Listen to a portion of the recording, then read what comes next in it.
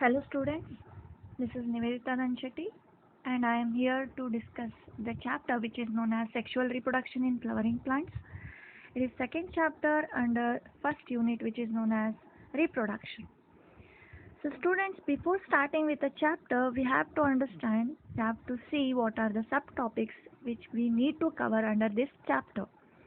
So here we have to cover flower, a fascinating organ of angiosperms, pre-fertilization structures and events, double fertilization, post-fertilization structures and events, apomixis and polyembryony. So first we'll start with the flower.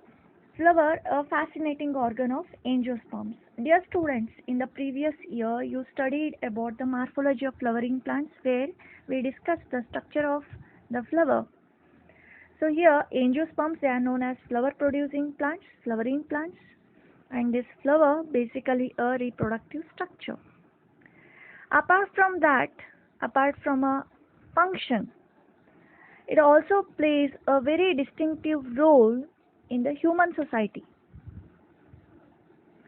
So here flower are invaluable objects of aesthetic, ornamental, social, religious and cultural value, and they have been used as a symbols for conveying important human feelings such as love, affection, happiness, grief, etc.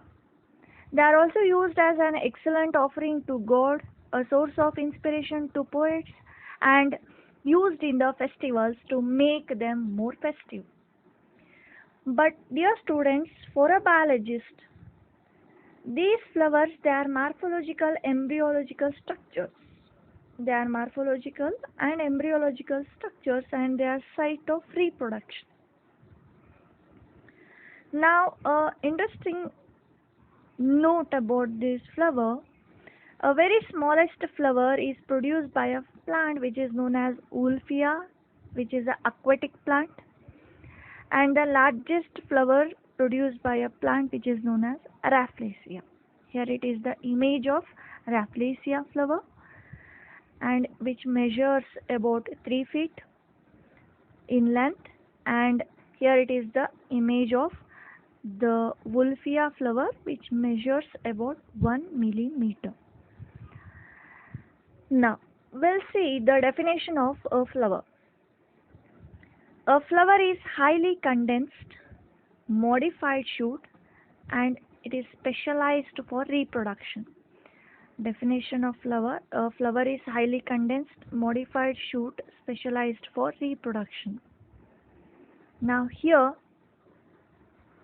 this is a modified shoot, right? So modified shoot must contain certain leaves. They are modified leaves, and here this modification is because of certain hormonal changes which are initiated during the development, and this initiation will lead to the formation of a flower. Now that initiation is basically within a structure, and that basic structure organ known as primordium, and here it is known as floral primordium because which will give rise to a flower. Floral term is used in connection with the flowers. Anything which is in related with the flower is basically a floral structure. Now here several hormonal and structural changes which will occur and they will lead to the formation of flower through a floral primordium. Now here primordium is an organ in its earliest stage of development, the foundation for subsequent development. A primordium, the meaning of primordium. Now all angiosperms, they do not produce the same flowers. Some they produce solitary flowers, single flower, and certain angiosperms, they produce the flowers in the cluster. The cluster of flower is known as inflorescence. It is known as inflorescence, and it will bear a floral buds, and these buds, they will produce the flowers. Now this flower contain the modified leaves. Flower will contain the modified leaves, and they have their own function. The modification is to perform certain definite function. Now here a special branch which deals with the cultivation of flowering plants is known as floriculture. Floriculture is nothing but a branch which deals with the cultivation of the flowering plants. Now here, this flower, because it is a site of sexual reproduction, then it should produce the gametes. So now gametes producing structures, the male and female reproductive structures. The male reproductive structure is known as androecium, and the female reproductive structure, which is known as a gynoecium. Now these modified structures, they differentiate and they will develop. So now we have to discuss, to understand this, we need to understand the structure of flower. So here, dear students, please you need to recall about the structure of flower, because you have already studied it in the previous year in the chapter which is known as morphology of flowering plants. So there we already discussed about the structure of a typical flower. Why we have to use the term typical? Because all the angiosperms, they do not produce the identical flowers. It varies from one plant to another plant because of certain variations. Now here, in general, a typical flower, generally a flower should contain 4 modified leaves. Generally, flower will contain 4 modified leaves. These leaves, they are known as floral leaves, or they are known as flower leaves. Remember, the flower itself is a modified shoot. A shoot should have leaves. Now here, the modification is for a special function, to perform a special function, right? That organ itself is a flower, and here the modified leaves, they form a structure, a organ which is known as a flower. Okay, a typical flower should contain 4 modified leaves, floral leaves. The first one is known as sepal, second one is petal, third one carpel, and then fourth one is stamen. Sepal, petal, carpel, and stamen. They are single leaf. Now these leaves, they form a structure. They arrange concentrically to form a group. Each leaf will arrange to form a word or a group. Here, these leaves, they arrange on a structure which is known as thalamus. So what is this thalamus? Thalamus is nothing but swollen end of the pedicel. Then what is pedicel? Pedicel is a stalk of flower. So pedicel is a stalk of flower, and the swollen end of the pedicel is known as thalamus. Yes, here it is the pedicel, and the swollen end of the pedicel is thalamus. Here you can see this is one thalamus, on which The floral leaves, they are arranged here. The first outermost one, which is known as a sepal, here it is the sepal, then petal, and then the third leaf, here it is the stamen.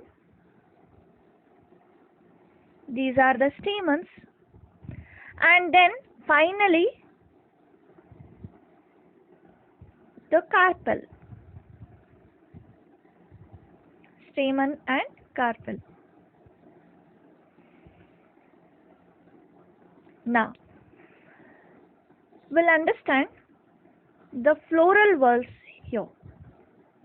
Now we know what are floral leaves. These floral leaves, they concentrically arrange to form a group, and that group itself is known as a whorl. Now the first whorl is calyx. Definitely it is group of sepals. 4 to 5 sepals, they arrange concentrically in general. 4 to 5 sepals, they arrange concentrically to form a group, to form a whorl, which is known as calyx. Then corolla, and it is due to the arrangement of petals. It is due to the arrangement of petals. Then third whorl, which is known as androecium, and here it is due to the arrangement of the stamens. Arrangement of stamens.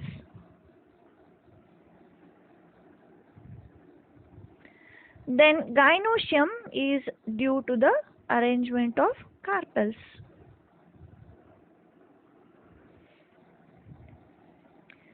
So we can say a sepal as a unit of calyx, petal as a unit of corolla, stamen as a unit of androecium, and carpel as a unit of gynoecium.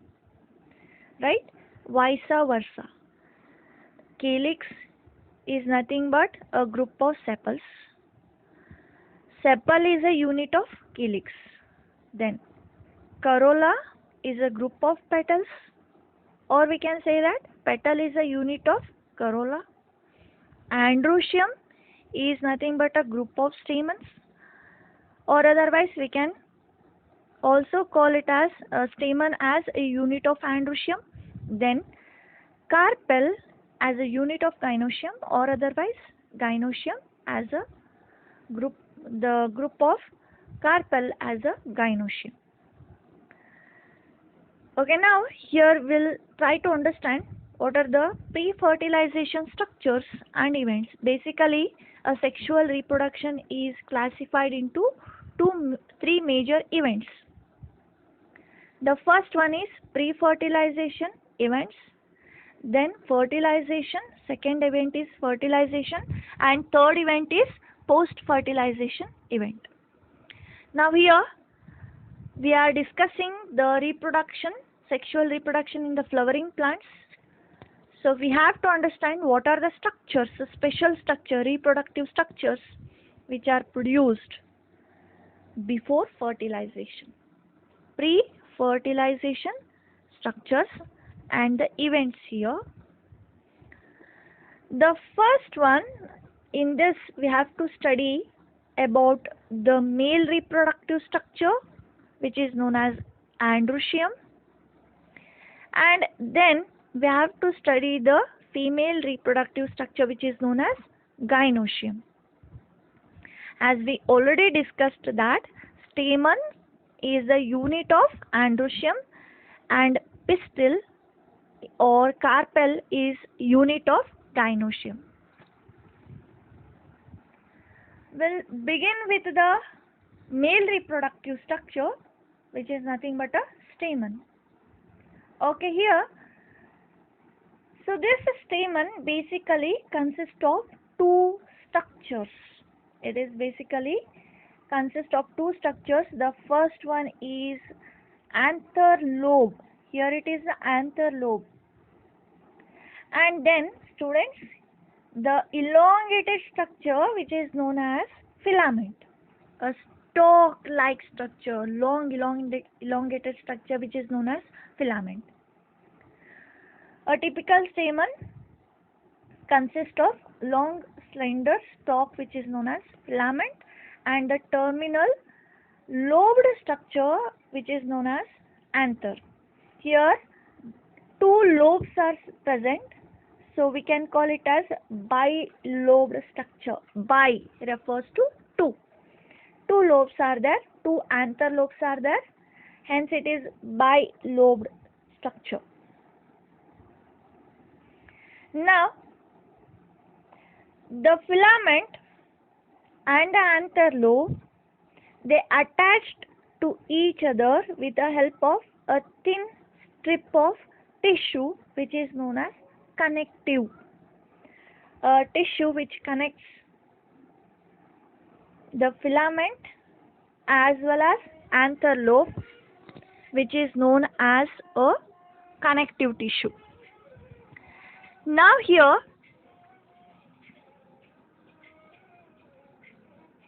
we'll understand the structure of anther in detail.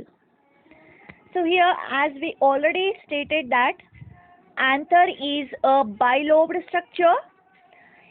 Again, each lobe is further divided into two sections, and these sections, they are known as theca. These known as theca. These two thecae together, they are present in a single lobe. Now here, what is this theca then? Theca is nothing but a section, a compartment. Now this compartment will grow longitudinally, and each compartment itself is referred to as theca. So dear students, here this picture will show you the structure of the anther lobe. This is cut sectional view of the anther lobe. So you can see here this is one lobe and here this is another lobe. These two lobes, they are again divided into two sections. So itself is nothing but a theca. This is one theca and here it is another theca. That means each anther lobe consists of how many theca? Two thecas are present. So after maturation, when we see the anther, it appears as after maturation, when we see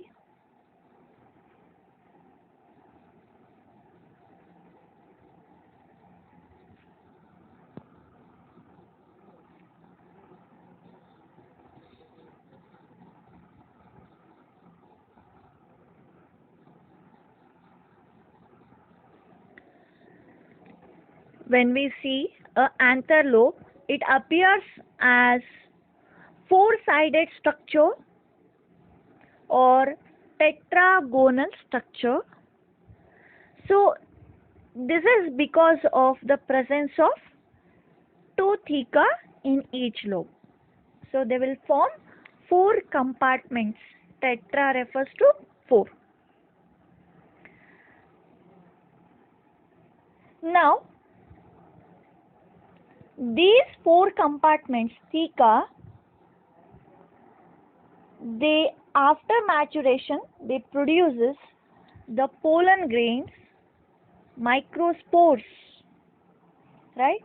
So microspore producing structures, spore producing structure, microspores. So hence it is known as microsporangium. Microsporangium is nothing but the spore producing structure. So here you can see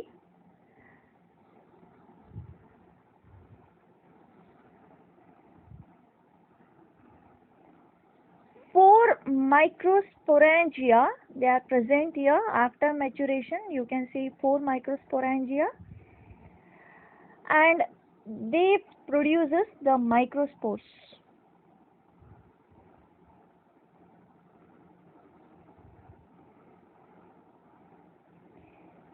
You can see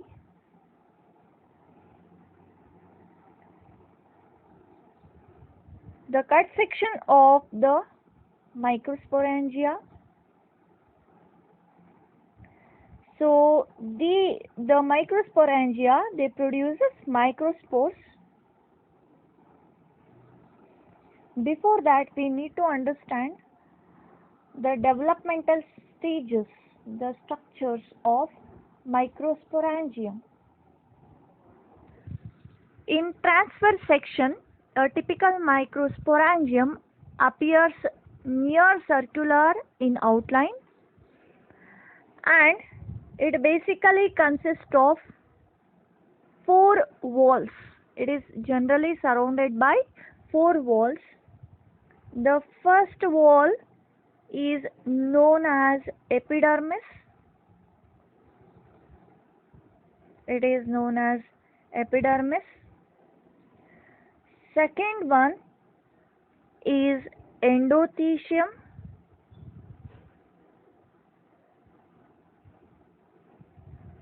Second one is endothecium.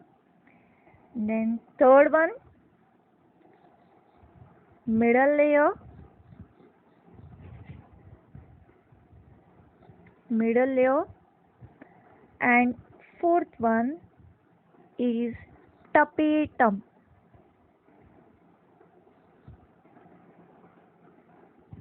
Fourth one is tapetum. Yes. First layer is epidermis. Second one endothecium. Third one middle layer. And fourth one is tapetum. So here it is the enlarged view of the microsporangium with four walls.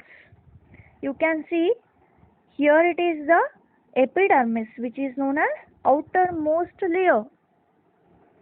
Then next to that is the second layer, which is known as endothecium. Dear students, you know that epidermis basically made up of a parenchyma cells, single layer structure with a parenchyma cells, and then next to that is endothecium. Here endothecium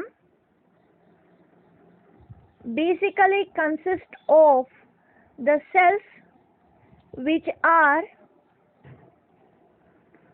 barrel shaped, and they have